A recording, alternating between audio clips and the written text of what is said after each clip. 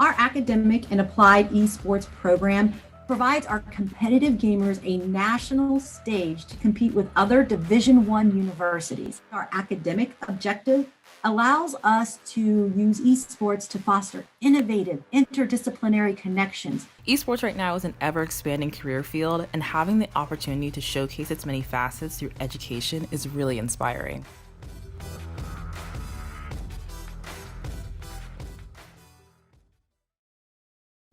The George Washington University, at the intersection of policy, practice, and research, connecting all that Washington has to offer with an intellectual environment that drives progress, transforming vision into action, offering learning experiences that are rigorous, real-time, and real-world.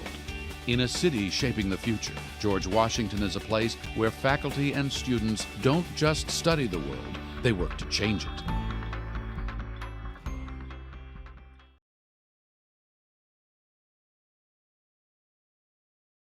Welcome back to EGFC. My name is Keela Miles, joined once again by Soy for what could be one of our heaviest hitting matches of the night, Soy.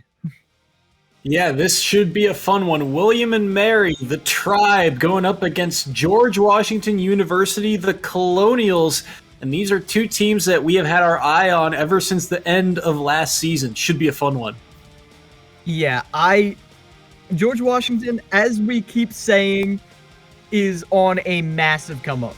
They value consistency throughout their roster, and they prove it in every single game they've been in. Especially last week against a dominant performance against Seton Hall, but against William and Mary, they have a very stacked roster of their own. So with Starbucks going up against, I think that's Terra Rim, Outer Rim, we are gonna get our first taste of it. It's Cranberry. Pressures the ledge. Yeah, and these are two rosters that I feel like every single player is a heavy hitter. Outer Rim was on this roster last year. He was one of the top performers. And in a matchup like this, I feel like it's going to come down to Outer Rim's projectile game. If he can keep Cranberry out, he should have this one in the bag. But that was a good nair. And the follow-up down air. Cranberry in trouble here as he's going to lose his first stock. Yeah, right away. Outer Rim with a solid lead. Ooh, and that absorb right there, giving yourself just a little bit more of a lease on life. Cranberry now snapping right to ledge, but you're trapped just a little bit and getting up right as it goes away. That's going to get you punished hard. Catching the sword a little bit item play, juggling. Yeah, absolutely. And I loved the low recovery there from Cranberry, realizing the space that Outer Rim could cover. And Outer Rim just doing a fantastic job of following up their runoff neutral air, cleaning up stock number 2.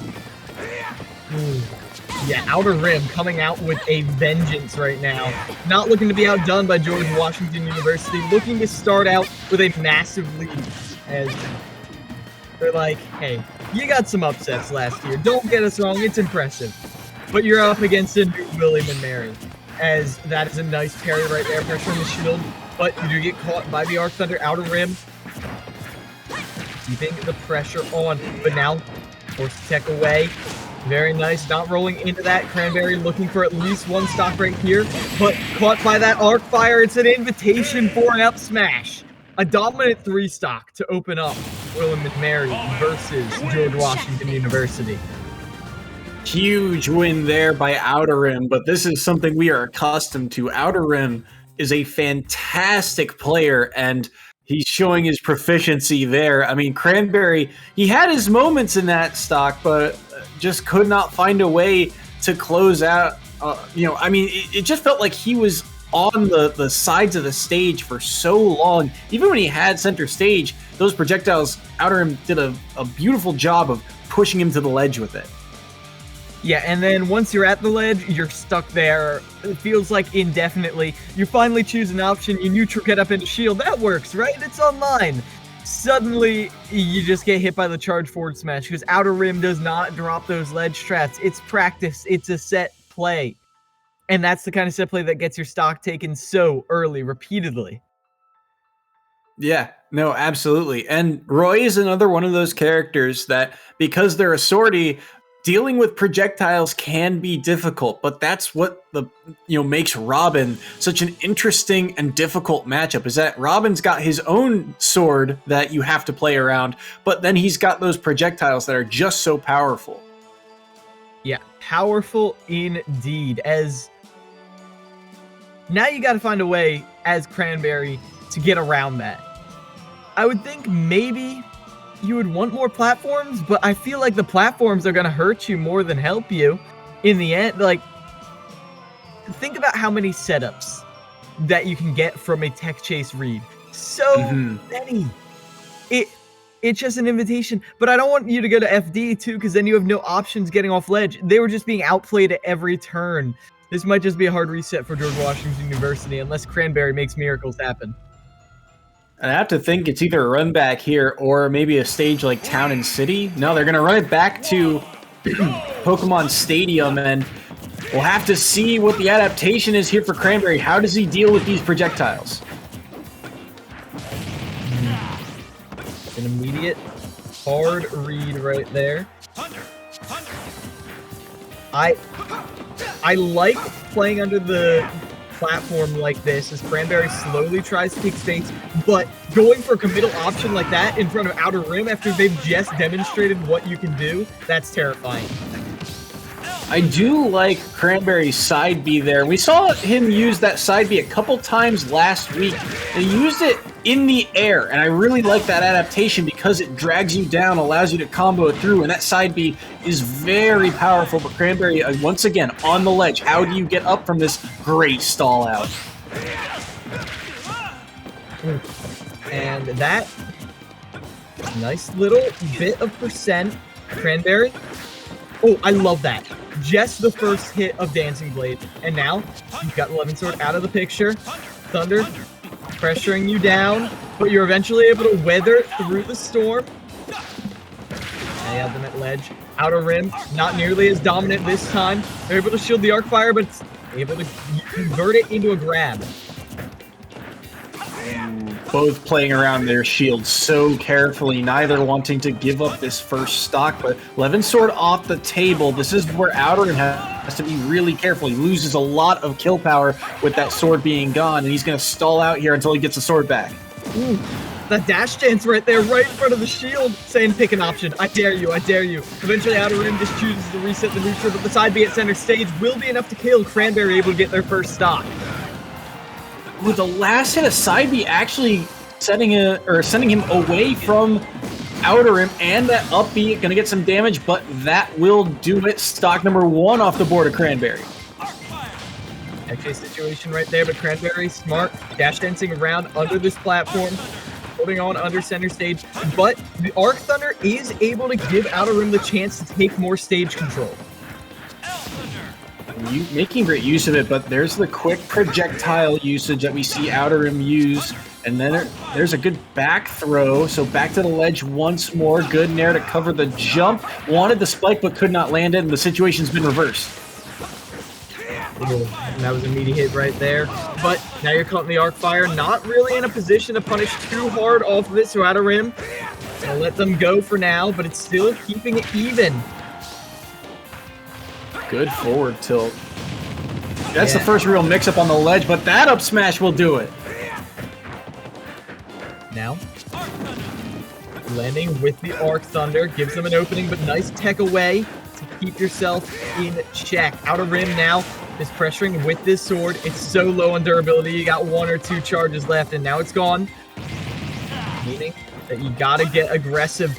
Actually gets the drain right there.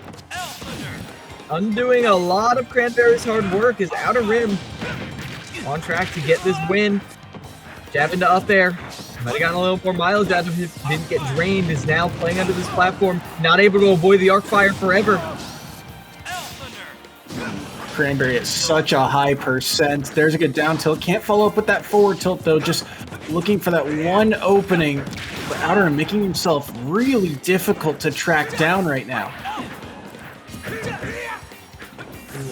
Very good pressure on that shield right there. If you're able to just get this one stock, there you go.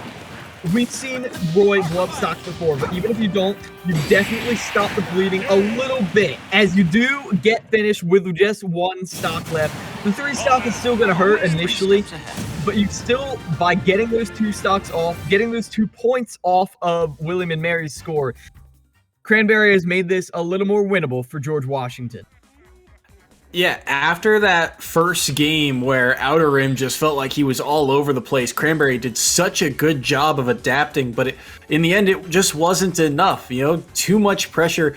So well played by Outer Rim to continue the use of those projectiles, and not just, like we saw a couple of players, they'll fully charge those neutral Bs or, use those side Bs kind of, I don't want to say willy-nilly, but just, throwing it out there without purpose. But every move Outer Rim had intention behind it, and that's something that plays to the character, right? You have to be able to manage things like the Levin Sword, the books, all of them. It's something that he does a very good job of keeping track of, and was able to mitigate a lot of what Cranberry wanted to do. Yeah, and how did you feel about Cranberry's movement? Because I feel like it got a lot cleaner, but the thing for me about it, I asked you, but it's my turn to talk. I feel like the dash dance is a really good option, especially for Roy. Roy's dash dance a lot better, but in Ultimate, it's a very committal option to be dashing around like that. You do not have access to all your options, and I feel like eventually Cranberry got called out for that hard, with arc fires interrupting the dash dance and setting up for major kills. Yeah. No, I agree. It's a lot harder when you're dashing around. It shows it's kind of a display of confidence, I think, because you're thinking, okay, I'm already on the move. I can go catch him wherever he's going to go. But when you think about it, you've limited yourself now to a jump or dash attack, and I don't think we saw a single dash attack. Not that it was really ever that prevalent in that matchup, but still, it was something that I think Outer Rim just kind of said, okay, if this is what you're going to do, I have an answer for it. Yeah, and what an answer it was. We've got to talk about how good Outer Rim's neutral was. The fact that they're able to land that drain so many times, just raw in neutral, no tech chase, no nothing, just jumps right in and gets your 20% off. That ain't bad. That ain't bad at all. And when they're able to convert those into serious neutral advantages, you get yourself out of kill confirm ranges, that's huge as well. Yeah, absolutely. I mean, we only saw him use it 2 or 3 times, but like you said, it was a very nice call out, and it makes you think, because Cranberry, he has to play so carefully around all those projectiles. And you can't just sit there, too. You can't just sit there and shield, which he was able to get away with a couple times on things like side B. But when you have that, command grab-esque call out, it's something you have to play around once again. And Cranberry it was very good adaptation in game number 2. But again, it just wasn't enough. Yeah, it wasn't enough indeed. And now, William and Mary sending out another heavy hitter. Bit of a newer one. Or not completely new, but new character anyway. Loco, looking to rep the Sephiroth. How are you feeling about that one? See, this is interesting because we haven't seen a whole ton of Sephiroth here in the EGF. We have Luke on Marist, who looked very proficient. And I believe we have one Sephiroth on the Canisius roster, who's had a lot of success in the past, but William and Mary bringing out the character, this is going to be intriguing for me. See what style they put on this character. Yeah, I feel like Sephiroth... I was about to just say, I feel like Sephiroth is a good character, which is true. You've seen him get a lot of mileage, but he does have some serious weaknesses in the fact that he blows up fast, he's very light, and he's tall. I didn't realize how bad of a weakness being tall was until I saw people deconstruct this character over the weekend. The things I've seen people do to Sephiroth because he's tall and light and easy to... Oh my gosh. Now, obviously, that does not come without an arsenal of strengths. One wing, arguably the best comeback mechanic, giving you triple jump, more speed, everything a growing boy could ask for. And you also have just an amazing spacing tool, amazing kill setups in Nair back air. There's some serious potential here, and I feel like William and Mary will be well practiced.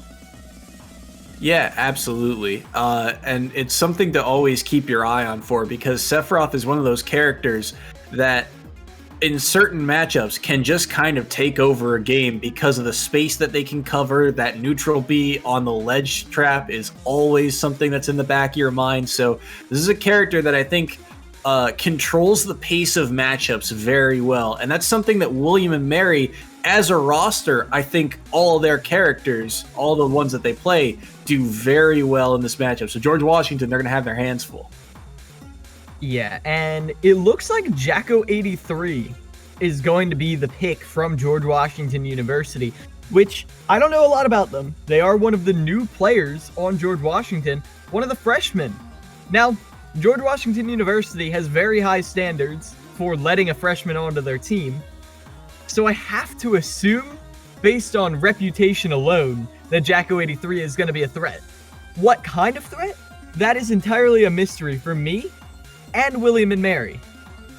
Yeah, absolutely. And, this is also a very pivotal second set, right? Because now, if this freshman does not perform in this key spot here in this set, excuse me, I had like an air bubble in my throat or something, but if he does not perform here in this set, then William and Mary will have a massive 2-set lead. It would take a huge comeback from George Washington, and one we really haven't seen William and Mary be susceptible to. Yeah, that 3-stock right off the gate, I feel like that hurts the most. And we are able to see how Jacko83 is going to be doing right here and now. Going with the Terry. That's an interesting one right there. Yeah, Terry into Sephiroth too. So this is, again, we talked about how Sephiroth can be blown up because he is a very light character. And Terry has a lot of kill power, but that sword is going to do so much work in this matchup. So that's really what I'm looking for. How does Luco play around here? Can he keep his space? Ooh. Up tilt and rising tackle, not going to connect, as this movement around the platforms with the side Bs right there, Shadow Flare is continuously harassing them, and it makes sure Jacko83 can't get any long extended combos, because if you get clipped once, that's it. You've got to get your damage and get out so you don't get reversal. And Jacko already at kill percent. Now he's got to find a way back to stage. This could be dangerous, but he does manage to get a way back. But this is where Sephiroth, I feel like, thrives with their character on the ledge and plenty of stage control. How do you get back against that up air? Woo! Covering everything and the dollar store as well. I feel like Jacko83 had no options there. As now, they do get the throw off stage, but look at this. They can't even get close to ledge trap, because with one wing, it makes Sephiroth almost impossible to keep on the ledge. Now, able to crack shoot back onto the platform, get some chip damage on, no shadow flares on, so you can maybe get a little more aggressive, but you're teleported behind. Not in a good way either. Oh, that was a very hard read that's going to invite a punish. Good recovery here. Ooh, that dash attack, I think, a little ambitious, but we'll be able to get away from it. Loves to try and read that SDI in, which is how you get out of jab jab power dunk. It has not worked once. So maybe if they're not going for the SDI, just go for the consistent punish. Now with Go Meter, some definite kill setups, some 0 to deaths available. So I'm not sure Loco is going to allow themselves to be hit by it, as playing safe right now as the Shadow Flare sends them all the way up. It will snap to ledge though in the end. A good avoidance there too, getting around that neutral B and just quick enough that Luco could not react to it. Buster Wolf not going to connect there. Good jump there from Luco. Oh, and that does not actually do as much shield damage as one would think. One of the many ways it is balanced. Thank you, Sakurai. As now with the Go Meter, oh, the up tilt, what a call out. Reading the jump and the roll. That was brutal. Yeah, that was clean. And I mean, at 183, you had to feel like Jocko's stock was going to be gone soon. He still has his jump. Yes, he does. He is able to make it back to stage, but you can tell it is just such a struggle for Jocko to get in. Look at how well Luco controls the space around him with that sword. Yeah, now just harassing Luco just a little bit more with the power geyser, but you've got to find the way to get the kill. And look at this, just going for the landing there. It's continuously shielded, and eventually the back air will be the finisher. Send them clean off the stage. It's not the first time we've seen a dominant game one, and that did seem very doable in the end, but it's still a growing lead for William and Mary. Yeah, huge set there for Luco. And in game number one, it felt like, again, he just controlled the pace. Now, it's like you said, there were some opportunities there for Jocko to, get his team back in the match. But at the end of the day, when your character is just struggling to find a way in on this sortie, it makes your world, this game, just so much more difficult. I mean, how do you find a way in? Think about when he's on ledge, how limited options he has. Even when he jumped, look at the up air coverage on that first stock. I think you were right. Everything was covered. Yeah, like, it's the sort of thing where you ask, like, oh, what would a pro player to do to get out of that situation? Don't get in that situation to begin with. Being above Sephiroth with no mix-ups, no jump, no anything, it's a scary prospect. And one thing I do think we could definitely see a little more of, I love how they were using Sephiroth's up B as a sort of bait at ledge. It's like, okay, come punish my regrab. Oh, you're eating 40% because the multi-hit just demolishes you. Yeah, we saw that a couple times. That was really good from Jocko. And the other thing, too, is that we've seen a couple times now Luco just try for these hard callouts with things like down smash and up tilt. And once or twice he ran into it. I mean, obviously there was the up tilt that took the stock, the second one from the roll from ledge. But there were a couple just down smashes that were good callouts on the side of Luco. So the spacing has to be on point here in game number 2 from Jocko. Going to Final Destination now, trying to get rid of some of these platform setups. I feel like Terry benefits a lot from this. And it's not like Terry likes to go on stage with recoveries anyway. If anything, it just limits Luco. It's not going for the charged one right there. Don't get too predictable with that. Yeah, I agree. The stage, I think, definitely plays to Jocko's favor. He does find himself at a little bit of an early deficit, but the second up B back on the stage will get Luco another chance here on the stop. There it is, the jab into the rising tackle. Nice bit of damage right there, but no real opportunity for a follow-up. Ooh, there's a nice jab into crack shoot. But they're going to be caught by the Shadow Flare eventually. Avoiding the kill setup, though, that's crucial. Now you've got Go Meter on the line. Jab, power guys. They're reading the jump on out of there. That was fantastic. And now, with Ghost still on deck, you can do so much extra damage. That counter, I was going to say, we have not seen Luco's counter in a minute, but he hasn't really had the opportunity to use it. There he whiffs, and now a huge opportunity for Jocko. Playing some good footsies. Is good enough. I noticed that Luco really isn't challenging this rising tackle, which is interesting, because most characters can. Heck, even Jigglypuff's down tilt can poke at those little toes, so I would not hate to see Luco get a little more aggressive with that, but for Jayco 83's sake, let's hope they don't. Very aggressive option at ledge, trying to cover everything, but like you said, with the Go Meter, they're getting so much extra damage. I like that idea to go for the back air there from Jocko, but he pulled the trigger, I think, a little too early and couldn't quite space it, and Luco was able to punish with his own back air. So, Go Meter off the table. How does Terry find a way to kill? Now, Winged Angel not doing you much favors as you're staying on the ground, and eventually the crack shoot will get rid of that comeback. Now the counter is going to get punished, but Renero's a fast hold, so there's no real follow-up right there. But the down smash, that's just another opportunity for Jayco 83 to run on into punish.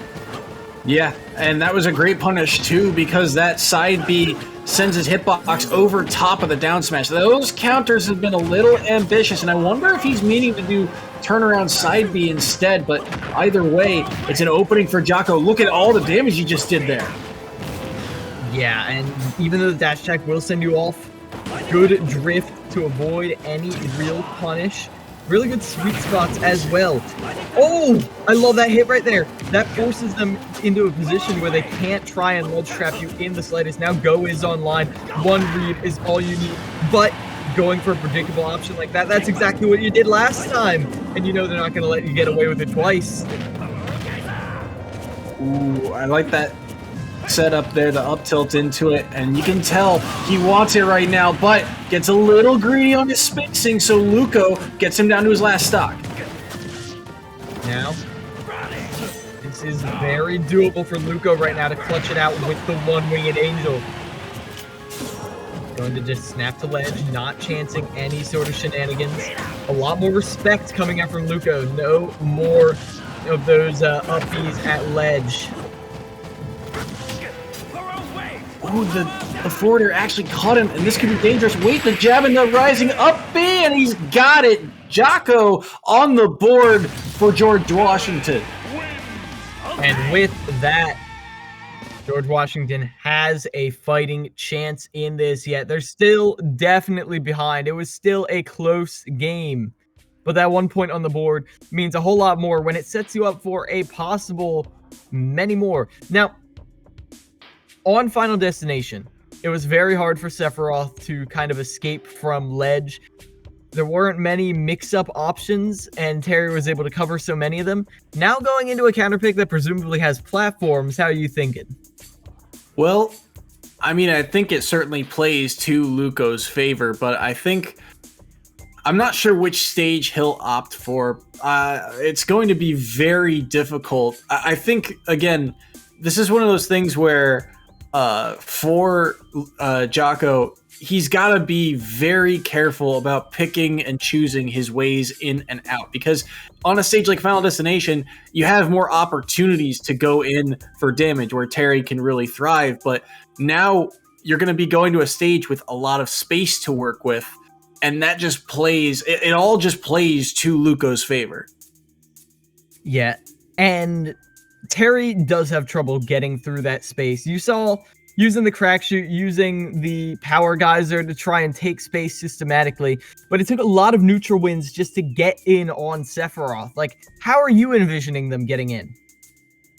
I mean, here's the thing. The easiest way you would think would be to jump over something like a forward tilt or something along those lines, but that's so scary because it puts you above Sephiroth. So I'm looking for some sort of bait, something along the lines of, I don't know, I was going to say tomahawk, but that still starts with a jump. It's just going to be so difficult. Something like a drop down nair from a platform maybe, but like you said, it's going to be, when you're above Sephiroth as Terry, that is the toughest place to be. If there's one thing I have faith in, though, it's these kill confirms we've seen coming out, specifically the jab up B. It has been very favorable for them so far. We'll see if they're able to convert it now, going in on small battlefield. Yeah, and I do actually like small battlefield for Jocko's chances, because things like Power Geyser will cover the platform, but stage control, I mean, it's going to be in Luco's favor for the most part here. You see those quick follow-ups with the forward aerial off the grab, and things like that side B, I think you're going to see a lot more of here from Luco. Ooh, going all the way deep and catching the air dodge back. Can they even make it? Yeah, with the Power Geyser, maybe, but with the counter there, that hitbox is a major threat. Now you're down a clean stock against Luco. That was such a clean counter from Luco. So smart, because Jocko was very smart with his recovery. Instantly side beat, used the down B to get close to that ledge, and Luco just reads it beautifully with that counter. Yeah, and crack shoot again. Just shielding that Shadow Flare, but not waiting quite long enough. But even if they did, it was a setup for a shield break. Now, Luco playing under this platform, protected from above. They're able to get that jab, but the SDI is there to avoid the jab power gun. The F smash will eventually find them, but you're still 3% away from go, so no huge damage quite yet. You know, one of the ways that I think Jocko is finding a way in on this Sephiroth is through that crack shoot, because it gets you a little bit of aerial mobility and it gets over a lot of Sephiroth's disjoints. Yeah, as now, Go meter is online. How are you going to use it, though? Landing there, right there, into the power guys are instant 48% right there, blowing up this Sephiroth. All you need is one more big read. Ooh. Reading that out of shield option right there, but good immediate air dodge from Luco to avoid any sort of setup.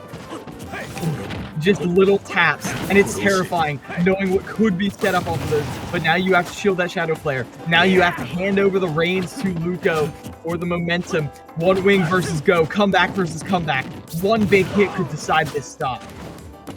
Oh, playing so carefully. How does he find a way back to stage? He's able to get to that platform and the roll past that huge forward tilt from Luco. He's back on, and no follow-ups off of these tiny hits.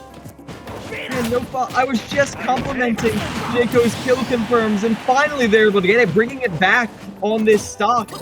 They're avoiding that up tilt and going right over the counter. 48% again. Same combo as before, bread and butter. And they're not going to fall for those lead shenanigans either. The counter is not going to work either. And they are not okay. So light, sent straight off the side of the screen. Against all odds, the new blood, the freshman from George Washington University, fires back in a big way, getting a win and some serious points on the board for their team.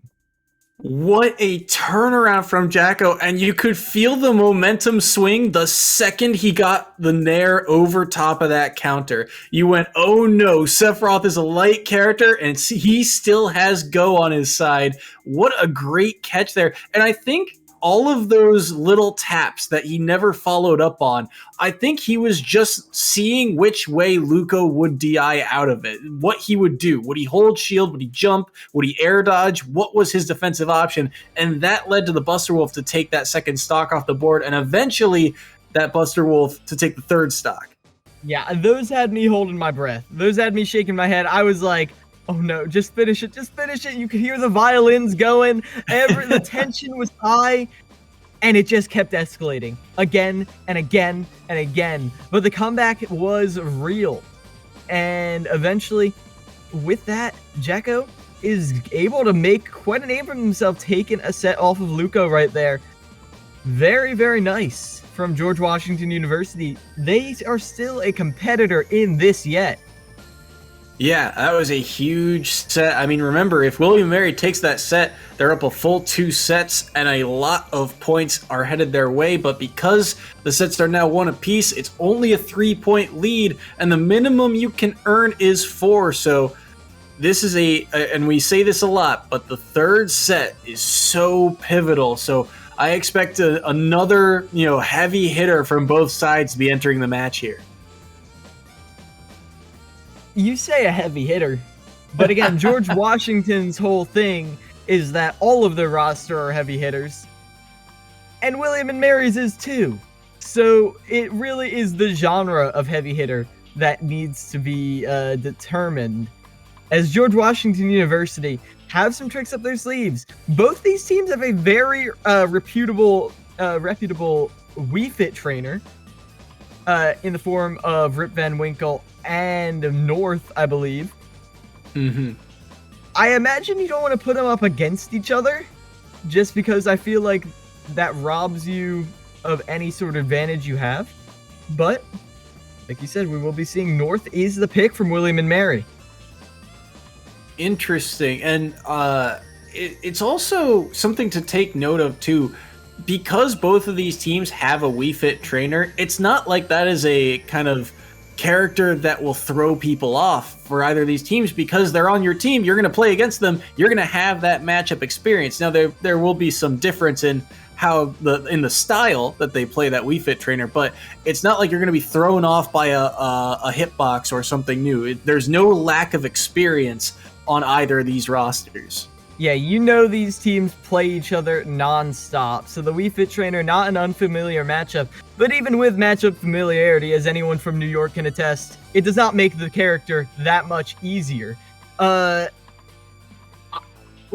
no, we are just getting word that North is in fact not coming in. Instead, it is BFD from William and Mary, rocking the Steve. Yeah, BFD, I mean, we saw him last week on Piranha Plant. So both characters in his arsenal. We'll see which one he opts for here. But he was a huge component of this roster last year, had a ton of wins. And we'll see who he goes up against here in set number 3. Yeah, I think it may end up being Starbucks, who we did get to see a little bit last week. Will and Mary, though, like we said, or rather George Washington, have so many characters. They have a 13-person roster. And if Jacko was one of their new freshmen, then what else do they have up their sleeve?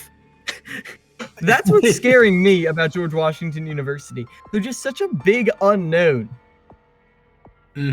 Absolutely. I mean, this was a team that we saw last year we saw glimpses of what they could pull off, right? They had opportunities, couldn't really get much done in their shortened regular season, but we saw in the postseason they could compete with the top of the top, which is why here in season 3 with a full slate in front of them, when you've got that depth in the roster, it's so important because this season, it is a grind. It is grueling. It is tough to keep up that high level play for so long. So to have, players just down the line in that power ranking are so important.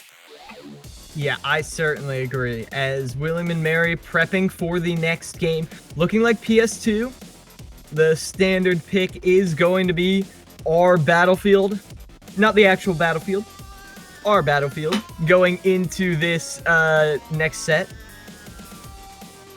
And I'm not surprised by that, especially with the Steve. I mean, you don't want to give him too many platforms because that's just a recipe for disaster, but also can be a little tricky. Now, I believe that Starbucks, yeah, I can't quite recall who they were rocking, but, well, I don't have to wonder too much longer. It was the Bowser Ditto from against Owser last week. Interesting. BFD Radio. Getting the resources online. We're going to get started right here and now, but yeah, the up tilts against Bowser, that's going to hurt tremendously. 53% easy. No chance. As they get the spike as well. Save the jump, so Starbucks is going to be doing fine. Well, not just fine.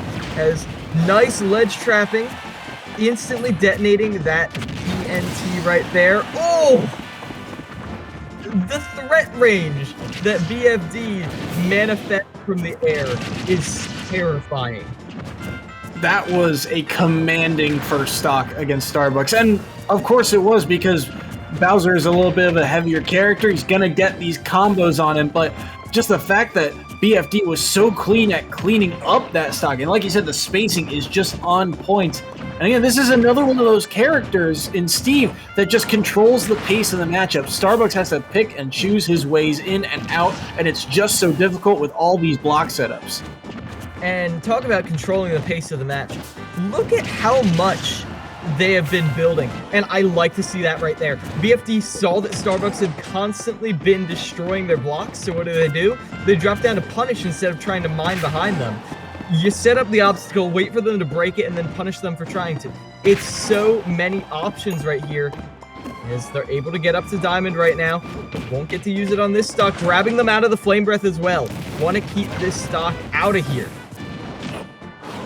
This could be the stock, though, from the side B. Yes, it will. Enough to get the kill. So Starbucks is on the board, but now with Diamond in use here for BFD, feels like Starbucks is working on borrowed time.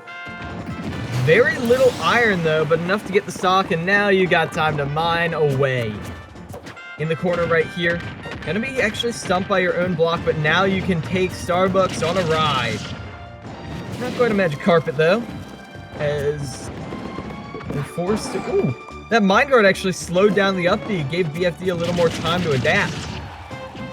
Yeah, that was huge. And now Starbucks and BFD really at relatively even percents, but again, a full stock down. That Flame Breath, though, is huge. That's going to get BFD up to kill percent, but how does Starbucks find a way to get a kill? He found the first one through side B. Does he have a second one here on the platform? Yes, he does. Final stock scenario. Very viable right here. Not going to fall for the instant F smash after the crafting. The up smash. Going to be building it up. Landing there, going to find you nothing. As you don't space the fair properly, the block trips you up. And the final move will be the diamond F smash. BFD started to have an inkling of a comeback against them, but not impossible for George Washington University, but they seem so ahead of Starbucks at so many points that it's tough for me to believe that that was a last stock game. Yeah, I mean, remember, this is the key to those heavy characters. They have to be able to play for their stock. You saw how proficient BFD was with those early percent combos, so you have to be able to find a way to play around it. And it really felt like Starbucks was struggling, like you said, with the spacing around those blocks and, you know, just spacing in general. It felt like BFD, and I've said it before, controlling the pace of the matchup is huge, but when you have the ability to set all of that up, it just makes it so much more difficult. It slows the pace down of the match, makes you think more, and it already feels like BFD was a step ahead, knowing exactly what Starbucks wanted to do. Yeah, I agree 100%. As now, you've got to find the solution. Where are you going to find the opening right here? You saw the mix-up games being played where it felt like BFD was one step ahead, controlling the neutral with those blocks. The issue is, I don't know if we've seen the bottom of BFD's bag of tricks yet. I don't know if we're anywhere close. Like, when you think about the setups they had at ledge, between instantly setting up the TNT or placing the block and dropping the anvil to delay the hitbox, oh my gosh. It's like the little old lady who swallowed the fly, except for destroying Bowser's stocks. Like, there's so much stuff that you've got to worry about that sometimes you're genuinely not sure what it does. I mean, you even saw on the second or third stock, he started that low percent combo, and then he tried to opt for a setup into down smash, and you might think, just like that, right there, and it already gets a quick 35% on you, and now you're thinking, if you're Starbucks, well, I can't let him mine, but I'm going right into another combo because of it. Yeah, trying to just space this Flame Breath, contest that entire underside of the platform without even putting yourself at risk. But eventually, BFD goes on the aggressive, towering up. When Starbucks goes to jump over, they're there with the down smash. Been instant from them so far. Punishing the attempt at a Flame Breath so hard. Eventually, they will eat a fair, though. Caught out of the air with the up tilt. Oh, and the SD. At this level of play, you got to take those. That is a huge SD from BFD. He is able to get that stock right back with that up smash, but that is a huge stock to take because it not only evens things back up, but he was at only 46%, and look at that, 77, and the card BFD, 0 to death. Oh my goodness. Oh, but the ledge trap could be coming out here until you clank with the up tilt, and now you're in for a world of pain. But now you're doing okay. Using the Nair to just have a long-lasting hitbox is going to beat out that recovery. No fancy ledge trapping setups quite yet. Just playing around with the grab. Rolling right away from that anvil. Don't want to deal with that at all. The uppy out of shield gives you a chance to try and get a follow-up, but the grab doesn't quite pan out in your favor. Now no tools to speak of. The down tilt will get you even more stage control, but the charge down smash, ooh, optimistic option right there. Yeah, optimistic, but if you're Starbucks right now, you've got to find a way to mitigate the damage. You're at 128. You got BFD at 60. You're going to need a little bit more chip damage on him before you can try and take this stock with a heavy hit somewhere, but it's just been so difficult for him to get in. Now, you do have the diamonds on deck, but you're not going to want to use it quite yet, especially when the lava's gonna do just as good a job. VFT cleaning up the end of that game, putting William and Mary solidly back in the lead. They already had the lead, but now it's looking a little bit more untouchable. Only 2 games left. And while George Washington is certainly within the threshold of beating it, their wins are always close. Their strength is that all of their players are around that like medium-high level of skill. But when you don't have that peak, when you don't have that clutch factor in the end, it can get a little scarier going towards it. Yeah, and that's the scary part about William and Mary is that all their players feel like they find that second gear to give themselves a shot, especially late in the series, as they've got an 8-point lead. So it's not out of the woods for William and Mary. A perfect set here from George Washington would tie it. But the way this is going, I don't think it's going to be a perfect set. I think it's going to be down to the wire in this next one. But I mean, good stuff to BFD. And here's another, food for thought. That was a 2-stock victory. If he doesn't SD on that third one, that is a massive, massive lead heading into this next point. I love how SD into 0 to death is such a true combo in Smash Ultimate. In every Smash game, when you lose your stock and you're like, okay, hold on, let me just even things out real quick. Okay. It's sometimes so much strat, Not really. But either way, their whole lineup of killers is going a little bit deeper as it looks like Rip Van Winkle is coming out to play. The Wii Fit trainer is here. And he is one of their typical anchors for this roster. He has done a fantastic job. Ever since we saw him, we thought this was going to be one of the high priority players that you have to look for in this George Washington lineup. And it doesn't surprise me that, when you're down 8 points with only 2 sets to go, this is his moment to prove that he is one of the biggest players in the EGF.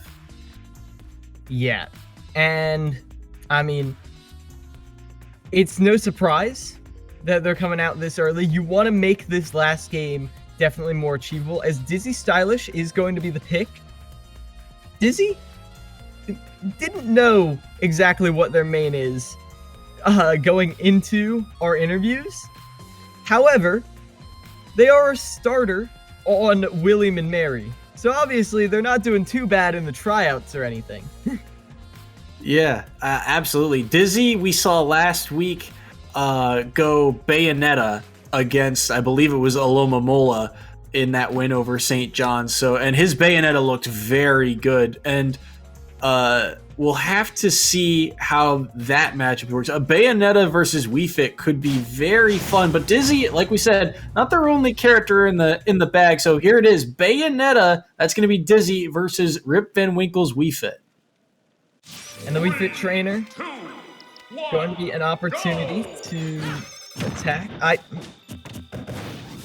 Just not letting the character breathe at all. The lack of, or not complete lack of get off me tools, but relative lack is going to be good, but the Bury doesn't get a lot off of it. Now Rip Van Winkle playing back towards the corner, tries to get something off that parry, but you're just going to get punished.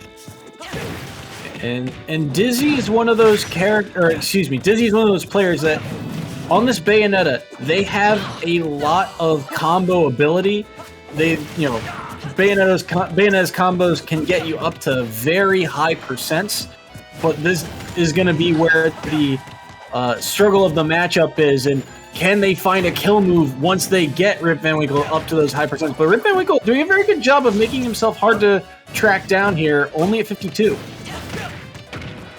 Yeah, right now, able to send them flying off the stage. Dizzy Stylish. Going and playing around this ledge. I feel like they're kind of safe. Rip Van Winkle able to snipe them out of the air, though. It's kind of the opposite percents you're supposed to be seeing, as Dizzy Stylish has not been able to get a good combo starter on anything. Rip Van Winkle is going to be living for so long yet. Yeah, absolutely. And still at 67, you're going to need... Dizzy is going to need one more of those combos. That back throw, not going to be able to quite do it yet, and that's going to allow for deep breathing. This is a difficult spot for Dizzy to be in. He's going to get caught. by the neutral B, so first stock off the board. Yeah, saluting the sun right there. And there's the opportunity to start a combo. You're going to fall right out on that platform. Now, trying to get a combo started with the up tilt, but just zoning them out. Saluting the sun, getting some nice percentage on Dizzy Stylish. Rip Van Winkle looking to get as many points as possible for their team. Dizzy Stylish not out of this quite yet, though. Fishing for that witch time on the projectile. They knew it was coming, but they read the wrong one. So we've seen a couple times Rip Van Winkle trade with a couple moves from Dizzy, and that's a huge factor because now, ooh, that actually saved him. But Rip Van Winkle, every trade he takes is going to go in his favor. He's built himself quite the lead, but that's the opening Dizzy was looking for. Punished with the F smash. Yeah, now you've got a little bit more of an opportunity, so Rip Van Winkle wants to get this stock off as soon as possible. But the shield from Dizzy Stylish is so much trouble for them. Not going to be enough quite yet. That's way too low percent to really find anything. But he got him off stage. Projectile is able to contest the recovery, but they're whiffing every time. It's a little hard to get that long-range snipe. Woo! The ball bounced back. That was good. Great setup there from Rip Van Winkle off the soccer ball. And now Dizzy on his last stock, so a lot of work to be done, but quick combo here. Can't quite find the down air. And now get the falling up air, but it's not quite enough yet. Dizzy Stylish going to whiff the up yet a shield, but that's just a bait. They get the back air anyway, and they go all the way down. Yep, and the second back air. I'm not even sure if Rip Van Winkle was making it back anyway, but just in case, finish it off with a love tap. Yeah, great edge guard there from Dizzy, and that's something we don't see a lot of, but Dizzy has gotten better about it as the season has gone on. Even last year was better at cleaning up those stocks, going off stage and confirming. For that down air right there, but now you've got Rip Van Winkle above you. After such a bad start, Dizzy Stylish has really brought this back in a styling way. Very overcommittal option though off of that side B. Gets punished, now deep breathing is online. So many kill confirms available, but if it can't touch you, then what's it matter? Playing so carefully around these projectiles, and I think Rip Van Winkle knows at this point he cannot afford to get witch timed again by another projectile here. Just run right in and smack him. Dizzy Stylish is able to hold on for now. And the salute the sun puts them in a bad position. Tech situation on the platform. The back air to shield will be the finisher. Rip Van Winkle, they were starting to sweat a little bit, but they gritted their teeth, planted their feet firmly in that warrior pose, and got themselves the W. Some points on the board for George Washington, but not nearly as much as you're going to need to see if you're going to make up this deficit. Yeah, that was a huge win for Rip Van Winkle, but only a point on the board. I mean, if it comes down to the wire like that again, William & Mary will still have the lead. So Rip Van Winkle's got to really work hard to continue, not only to win this next one, but he's got to find a way to hold on to those stocks. And that's why I think Dizzy is a really good selection here to fight up against Rip Van Winkle. Not only because the set is very close, but because Dizzy does a very good job of finding those kill confirms. Not only does he have those combos that just chunk away at your percent, but the struggle with those characters is typically finding the kill move afterward. That's something Dizzy has worked on, and you can see it here in this set. Yeah, I like the use of the witch time right there, making Rip Van Winkle really question their use of projectiles. Because if you jump in witch time, you actually do slow down the person. Meanwhile, though, it can be a little bit trickier to get it from long range, which is where Rip Van Winkle wants to keep them. But you've got to find a way to angle your projectiles a little better to catch their movement, because it didn't feel like they were getting space off of their projectile usage, but not always a ton of damage. Right, and that's something to keep note of here as we get ready for game number 2. No character swaps on the side of Dizzy, and I don't think I'd have it any other way, but small battlefield to pick here for game number 2. Cancel the deep breathing right there. Dizzy Stylish immediately gets grabbed, but no real damage off of that one. Ooh, they're taking them all the way off stage. No jump right now, but they're able to... Oh, they go all the way down. Dizzy Stylish able to get an early stock. That's a huge early stock. Rip Van Winkle, I don't think he... Well, no, I think he knew he had his jump, but unfortunately used the neutral B, and the end lag just put him too far away. So Dizzy up a full stock, and William and Mary now, it feels like they're in full control here in game number 2. Dizzy Stylish now with the combo, taking them off stage. Double jump use. Rip Van Winkle not looking to get caught without their jump again. Look at what Trish sends them up, taking them off stage. Dizzy Stylish, where'd this come from? Ooh, dipped so low for it. And the guns! That's going to take them both down. Wait, the footstool, not enough, though. I like the attempt, but a stock for a stock, and that just plays to William and Mary's favor. Yeah, setting them up right there. Rip Van Winkle, though, down a clean stock. Deep breathing is online, but they just get clipped. Now, we're caught by that down tilt. Going to just dashing around, going for this grab, but they're never able to get the follow-up off of it. And even when they do, it's just a couple taps. The deep breathing is never online to get the huge damage. Yeah, no time to go for the deep breathing, too. Dizzy just constantly weaving his way in and out to rack up the damage. That down air clipping, the guns threatening, the soccer ball will hit and buy him enough time to get back to stage, but he can't find anything off of it. Yeah. Talk about deep breathing. This felt like a deep breath of Dizzy Stylish sitting down and thinking, okay, I know this matchup.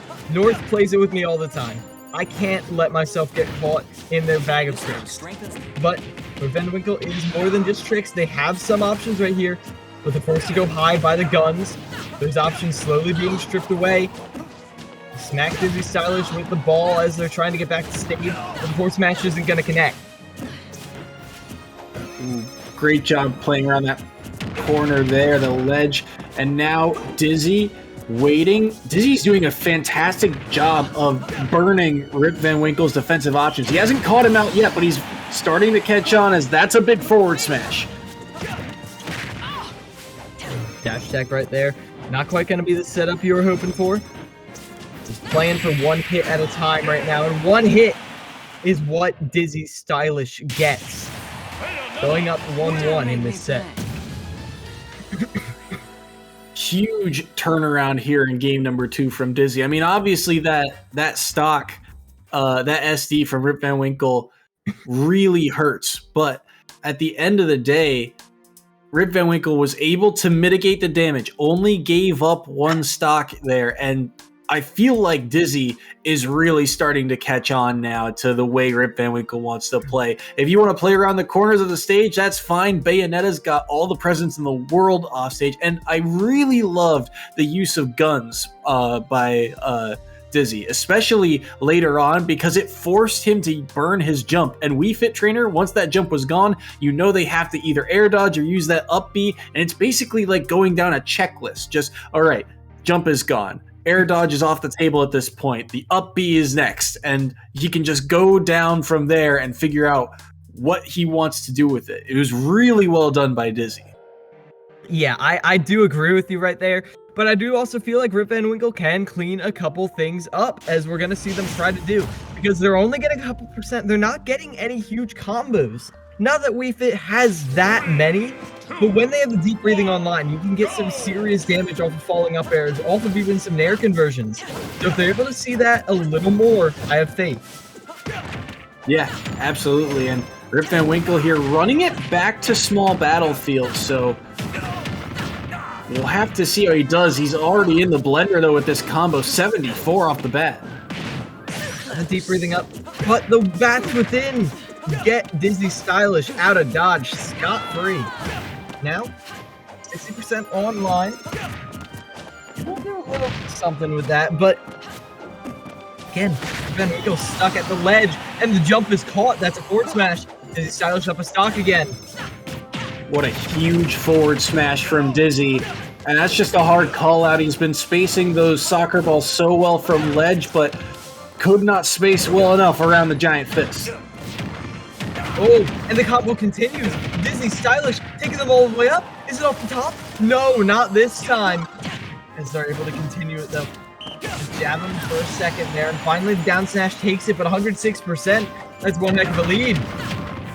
And still going. Finds a few more hits there, 122.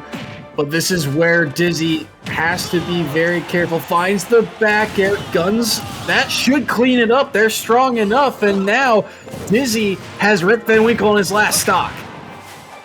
Dash attack right there. Trying to smack Dizzy just a little bit. And now the jabs too. Up on the top right there. They're just constantly keeping the pressure going. And Soy, Rip Van Winkle can't seem to find a moment to breathe. Dizzy just doing such a good job of pressuring. That was a good aggressive option to get back to stage, something he really hasn't done yet. But like you said, there's just no time for Rip Van Winkle. Dizzy is all over him. Now, at the ledge right here. The guns completely interrupting the game plan. Now you've got to grab ledge again. Leave yourself open to the back air, but you're able to roll past it. Rip Van Winkle being jabbed at edge, trying to avoid any setups that could possibly be coming out. I saw a counter right there. I'm thinking we might see another Witch Time coming out soon enough, but instead just combos after combos. 126% on Rip Van Winkle. They were the last hope for George Washington. If they're not able to get this win here, it's done and dusted. One stock off the board thanks to that forward smash, but at 126, you got to be thinking you're on borrowed time. There was that Witch Time. He's looking for it, but not able to find it quite there. Deep breathing off the board, but the Witch Time number 3. Third time's the charm, and Dizzy cleans up the match. That's going to be the kicker right there. Just waiting for the panic option, waiting to try and find a way to even up the stocks, to get the combo started. And that's when you let it rip. Slow down time, do a little Quicksilver action, and get rid of that. And I love the charge on the up smash too. You didn't need to, but it felt good. Yeah, and with that, William and Mary put this one away. They've got just enough of a lead to secure the W for the week, but we've still got one more set coming up. Remember, that tiebreaker differential will play a key, further on in the season, so we will still play out this final match. But wow, I mean, Dizzy's adaptation during that set was fantastic to watch. Yeah, I really do feel like it's North coming in clutch for their fellow William and Mary teammate. All of that experience means they weren't being caught out by any combos. They were aware of what to look for, not getting caught by any, falling volleyballs, falling up airs, anything of the sort. So, William and Mary winning it out now. George Washington University, though, definitely have a shot to get some points on the board in this final match. I do think, though, this is the issue with having an all-around strong roster, but no huge, carry players. That against other strong rosters, if you're just a little bit outpaced, it can sometimes look like you're not getting any points on the board. Yeah, absolutely. I mean, this is typically that 5th slot is where a lot of teams in their typical crew battles will put their best player to try and earn back, some points or make back some deficit. But like you said, if you don't have that strong of an anchor because all your players are around that same kind of power gap, then that 5th set, I mean, we've seen teams kind of run away just by the slightest of differences, right? Every single stock matters, and if you are capable enough to hold on to that 2nd stock, or your 3rd stock, your very first stock, I should say, it makes a world of difference. That set win is important, but if you snowball that lead, you get to a point like this where maybe the anchor for George Washington is here, but it's too little too late for them to make that comeback. Yeah, and that's the power of this format. It gives everyone a chance to play. It gives some interesting strategy to how you put out the players. And, well, you can have all the strategy you want, but in the end, you do just have to be better at times. William and Mary, Today they were the better team, but George Washington University can come back stronger at a later date, and I have full faith they will. For our last match, we're going to be seeing Claytron come out. I believe we saw last week. Meanwhile, K-Monito coming out from George Washington University, another new face that came on after the online era. Yeah, so another new player for the side of George Washington. Excited to see what they bring to the table, especially in this 5th slot where, you know, you've got a little bit of room to experiment here if you're George Washington, because you get to get some new faces into the game, and there's not a whole ton of stakes on the line other than that point differential at this point. But Claytron, now we get to see a little bit more of him, and last week he looked very good on that Mewtwo. Yeah, I'm definitely excited to see what they're bringing to the table, and excited to see more of George Washington's exceptionally deep roster. They've got a lot. That's not doing it enough justice, but William and Mary, you've got to give them credit for just how clean, how precise, how practiced it feels they are. Especially, I feel like Outer Rim in particular stands out to me. I mean, BFD's combos, Dizzy's adaptation rather, they're all nice, but Outer Rim coming out with just dominance on that Robin is truly inspirational. It really is. And so here's some fun facts for you. I did some homework and I looked at Outer Rim last year. His record through the regular season in his 1v1 sets, he was 13-2. His only 2 losses were to a Shulk by the name of Baco from Quinnipiac and JJ's Incineroar, who was on George Washington last year. So when you have that key player in your roster who's just practically guaranteed points, it is so helpful in this format. Of course, and now here's an uncommon group of characters. We got Mewtwo versus Rosalina. Bit of a throwback matchup right here, as Luma not quite in a position to make that jab setup really dangerous, but still, K-Monito doing a great job zoning them out. Yeah, this is the first Rosaluma we've seen in the EGF, and doing a good job of really making it difficult for Claytron to get in right now. At 94, they're at kill percent, and Rosalina's got a surprising amount of kill moves, I would say. Yeah, and it's just so tough. It's so frustrating when you can't be sure where that hitbox is going to come out. Caught by the Luma hitbox right there, it's going to be enough to take the stop.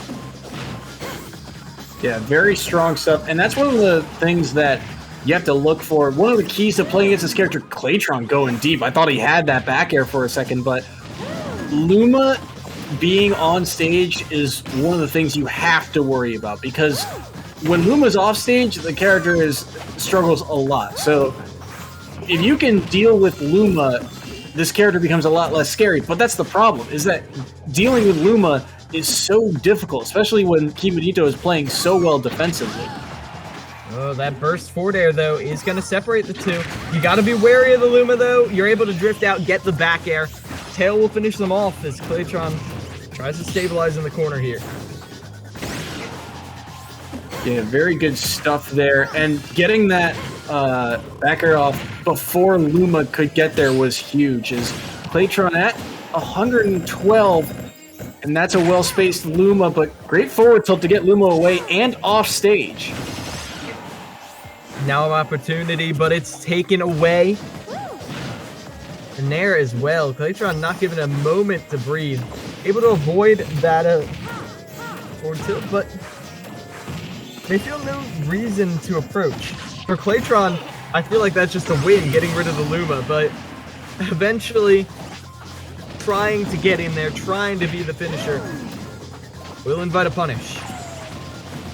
Yep, so Claytron falling off of that trade and Luma falling there, so Luma off the table for, I forget how many seconds Luma is off for. I want to say 13, but that feels like it's too long. Either way, new Luma back on the board, and it does a ton of 100%, and it just makes it so difficult for Claytron to get in.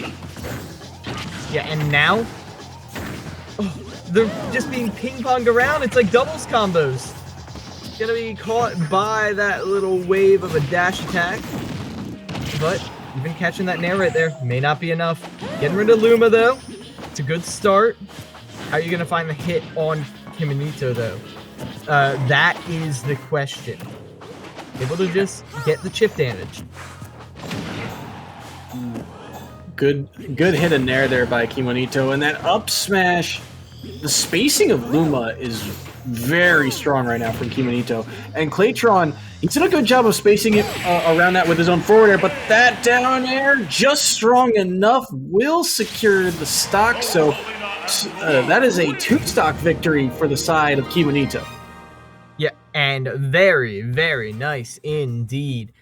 It was a veritable maze of options that they had, constantly pressuring them down. And ultimately, how do you find your way through? I couldn't figure it out, because that is what Rosalina does. It forces you to make decisions. Fast, snap decisions. Do you go after Luma or Rosa? Do you focus on which hitbox do you focus on? And if you're not able to balance all those options in your head, scales are tipped in her favor. Yeah, and something, honestly, that match, it kind of reminded me of the, who was it? It was Trey last week against, I believe it was Over, who was playing Snake, because once Rosa had that lead, it felt like every hit that you tried to get on Rosa was traded by Luma, right? Every time Claytron wanted to go in, Luma was right there to answer it. And I feel like it was just trade after trade after trade, and Claytron, on a light character like Mewtwo, you can only afford to take so many of those, and you especially can't afford to take them while you're down a stock. Additionally, it was only a matter of time before that teleport recovery got sniped. That down air, one of the best 2-framing tools in the game, and Mewtwo does have a very good recovery, but it can get a little predictable at times, especially as teleport recoveries are infamously easy to 2-frame. Now, George Washington University, they're getting some points on the board. How many more can they sneak out, though, or will Claytron adapt? Yeah, and I think Claytron did a very good job of adapting as that set went on, because he was able to get in things like the falling forward air spaced around Luma, and I believe his nair traded a couple times. But that's really the problem. He's got to find a way to deal with Luma, and I think one of the ways he might be able to do that is through that side B, right? Because it stops the Luma projectiles, and if Luma is too far out, he'll get caught by it and not be able to act out in time. Ooh, but the immediate pressure stuffing out Kimonito. They're able to stabilize eventually, and they're actually able to even things out completely. Now, at ledge, crouching around, going to avoid that nair, drifting up, crossing around. Ooh. It's very tense around this ledge. Oh, I like that setup from Kimonito, knowing that Luma would... Oh, great down air once again. Like you said, the 2-framings coming in clutch. That's an ambitious forward smash that won't get read, but Kimonito just doing a very good job of controlling Luma, and that down air just enough on it to get the kill. Now Kimonito struggling just a bit, but fishing for that back air. Before tilt, is it quite enough? A bit of a mix-up right there. Trying to bait some kind of option, but that fully charged Shadow Ball will catch the jump easy as pie. Yeah, that was a fantastic catch, and now players back to even stocks. Good get-up attack to get rid of Luma. The Shadow Ball actually hits Rosa, so Luma stays on the board, and that means just, again, so difficult for Mewtwo to get in. As now Rosalina gonna get grabbed, Kimonito thrown up. Claytron a chance to recover right here, but ooh, drag down into the up smash. Nice start. How are you gonna get there?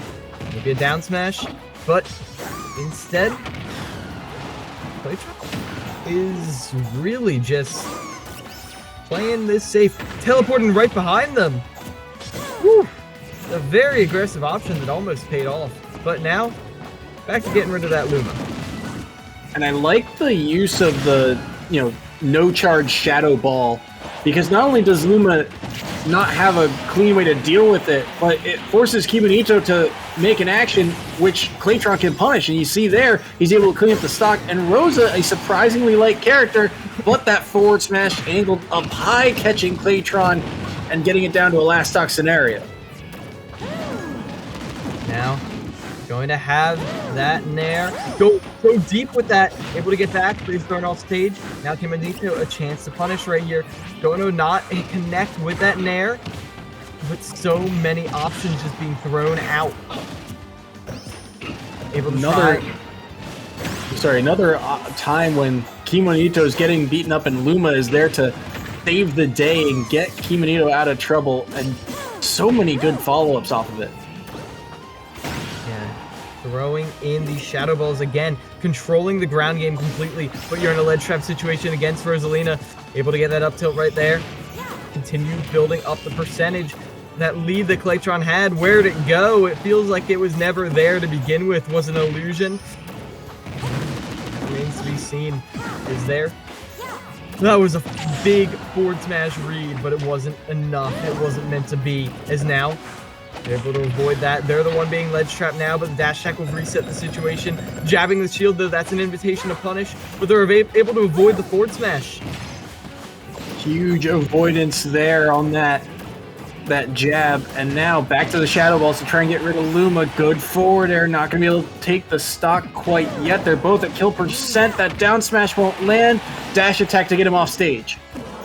Now Kimonito. Oh, Luma drops down, forces an option. You've got to jump, but you go right into the up tilt. But the aggressive Nair actually resets the situation. No more Luma. But the back throw? Is that enough?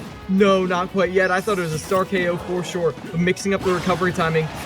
But it's caught by the Nair. 175% on a Mewtwo. Nair almost just killed. Oh, the last second down air came out. Oh, beautiful right there. Finally. Same way they got the stock in the first game, finishing it off there. Kimonito getting some serious points on the board for George Washington University. Gets them into double digits. It's not enough to win the game, as we said. William and Mary already had that in the bag, but this is very important later down the line for tiebreaker differentials and whatnot. But either way, William and Mary will be your victors this time here in the second week of EGFC. And a final score of 17-11. And what that really tells you is that one set could have made all the difference. And it was really down to the wire. I mean, even off the... honestly, I hate to say it, but 6 points, it makes me think back to that first set with Cranberry and Outer Rim. If that 3 stock does not come through, it is down to the wire all the way. And it's not to put pressure on the players, but it shows that George Washington, they are close to this top tier, this upper echelon. This is a team to watch out for down the line, down the season. But William and Mary, they hold that championship tier roster. Yeah, and George Washington demonstrating themselves as a threat, but maybe need to hone their edge a little bit more. But William and Mary, still the same old dominant selves they were. And we can ask how they're maintaining that dominance and get a little insight into that match after this quick break when we'll get an interview with BFD.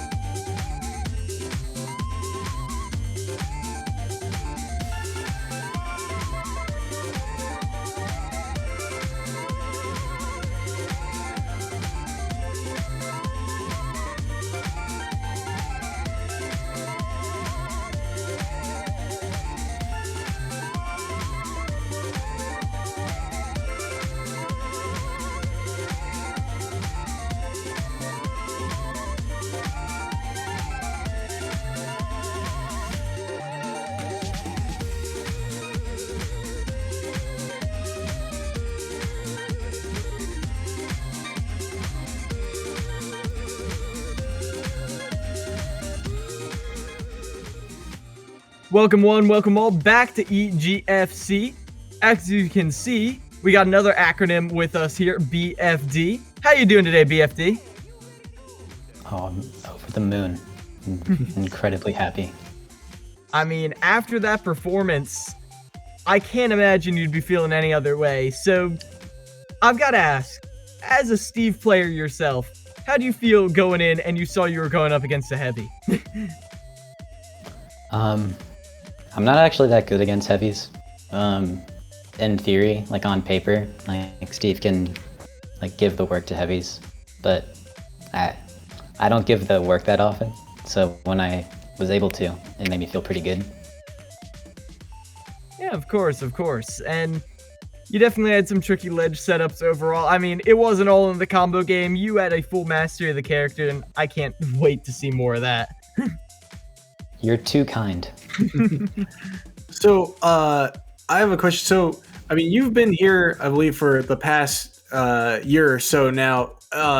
What do you think down the line? Your roster, it feels like everyone shows up every week. What is your biggest strength as a team?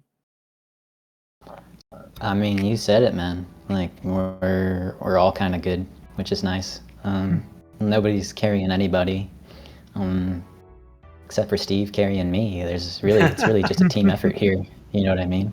So we're pretty. I just like how much cohesion we have, and it's nice to have some flex picks now, because last year what you saw was what you got, and we had the 5, and now we have more. Yeah, having those pocket picks is really good to hear. But I do have actually another question. So we did see Dizzy gets an amazing comeback on a Wii Fit trainer, Rip Van Winkle. So I've got to ask, in your team, like, do you all like practice against each other with your mains and all that? Like, are you fully prepared for all those maybe rarer characters? Well, when we find time to not do DK Dittos, we try and do our mains. But, you know, usually by the time that we get to our mains, there's only like 10 minutes reserved in the practice place. So, you know, we just kind of play it by ear. I'm kidding. We do it all the time. Yeah, we practice our mains all the time. I will say that I have not gotten a lot of time to play North, but a lot of people have. Like, we've got weekly brackets that we hold, and based on seeding, we play each other through like actual competition anyway, which is better than any practice would be. So. Yeah, of course. I mean, it's good to hear that you all have a like internal competitive spirit too. That's very nice to hear. Yeah, we like to play. Sorry, I didn't mean to cut you off. No, you're good, man. My last question for you is, next week you guys have a very tough matchup in the Independent Conference champions from last season, DePaul University. You've gotten to play them a couple of times before. How do you prepare for a big matchup like that? We play a lot, like more than usual, but I don't know, man. We watch the tape sometimes. We'll play a little bit more. Sometimes we have a member in the club who's got like niche matchup knowledge, and we'll consult the wise oracles of our club. But really, yeah, man, we just go into it. We'll look at it. We'll do our best. That's all you can ask for, really. Hey, that's the attitude you've got to have going into this. So I wish you best of luck with that, and thank you for doing this interview today, BFD. Oh, thank you for letting me do the interview. This was the highlight of my evening. I'll tell you what. Even winning in a match? Come on, man. What? You put on a show. Yeah, I mean, that was pretty fun too. But your company is priceless. Oh, thank you.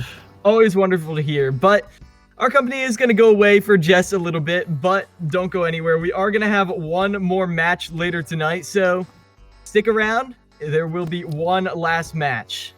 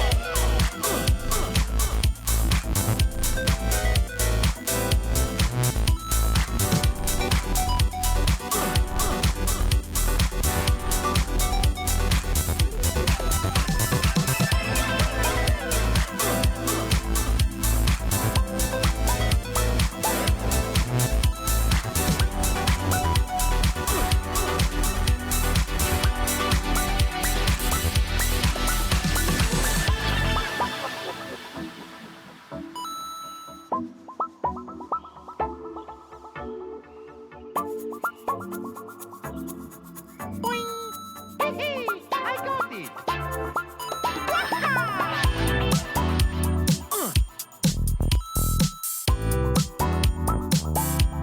Hello!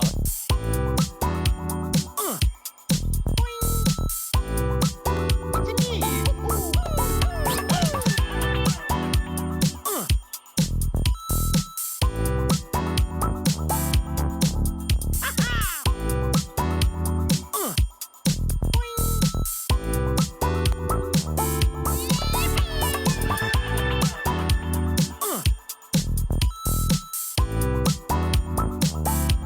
Select map.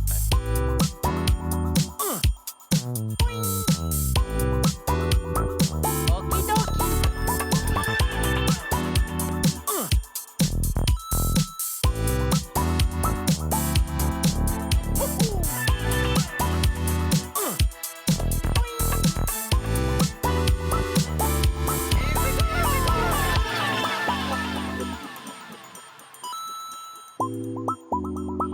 It's me, Mario.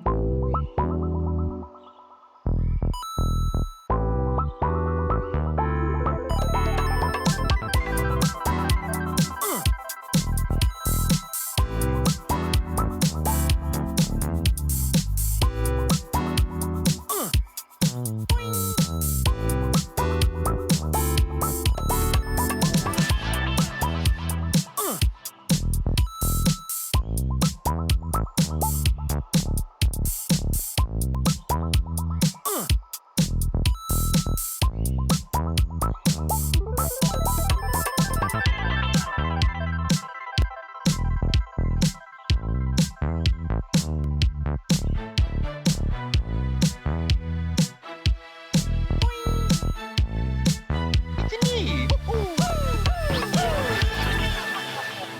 Thank you so much for playing my game.